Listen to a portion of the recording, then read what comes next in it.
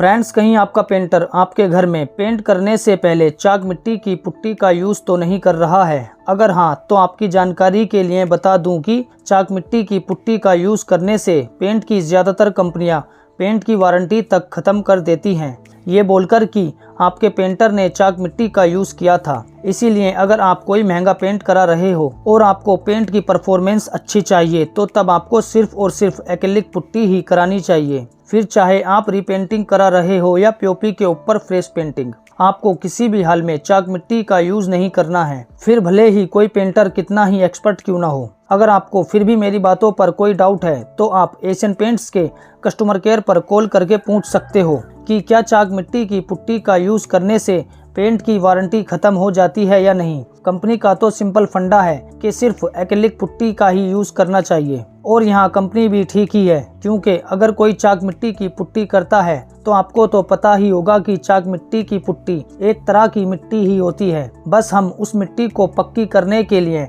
उसमें enamel paint mix कर देते हैं। लेकिन जो बंदे अच्छी क्वालिटी का काम करना जानते हैं वो ये भी जानते हैं कि चाक मिट्टी के अंदर जो पेंट मिक्स होता है वो कुछ ही सालों में अपनी ताकत खो देता है। अगर आप फिर भी चाक मिट्टी की पुट्टी करा लेते हो तो जब आप 5-6 साल बाद रीपेंटिंग कराओगे तो तब आपकी बेस पूरी तरह से फूल सकती है। आपने देखा ही होगा कि पहले के पुराने घरों में जब पेंटर रीपेंटिंग करते थे तो कोट डालते वक्त पूरी पुरानी बेस फूल जाती थी और फिर पेंटर उसको पानी लगा लगा कर उतारते थे।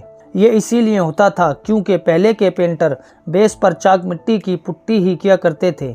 इसमें पेंटरों की भी कोई गलती नहीं थी, क्योंकि 14-15 साल पहले एक्रिलिक पुट्टी थी ही नहीं। इसीलिए पेंटर फिनिशिंग देने के लिए चाक मिट्टी की पुट्टी ही किया करते थे। पर आज चाक मिट्टी की पुट्टी करने की कोई ज़रूरत नहीं है, क्योंकि आज मार्केट में एक्रिलिक पुट्टी का ऑप्शंस है, तो क्यों हम चाक मिट्टी का यूज़ करें। एक्रिलिक पुट्टी आज की लेटेस्ट टेक्नोलॉजी से बनी है, उसमें बहुत तरह के केमिकल मिक्स होते हैं, और एक्रिलिक पुट्टी एक पिघली हुई प्लास्टिक की तरह होती है जो आपके पेंट के साथ अच्छे से पकड़ बना लेती है। इसीलिए एक्रिलिक पुट्टी आमतौर पर फूलती नहीं है। एक्रिलिक पुट्टी को अगर हम चाक मिट्टी से कंपेयर करें तो दोनों की लाइफ और क्वालिटी में बहुत बड़ा फ़र्क है। सबसे बड़ा फ़र्क तो ये है कि एक्रिलिक पुट्टी करने में टाइम और मेहनत दोनों ही ज़्यादा लगता है।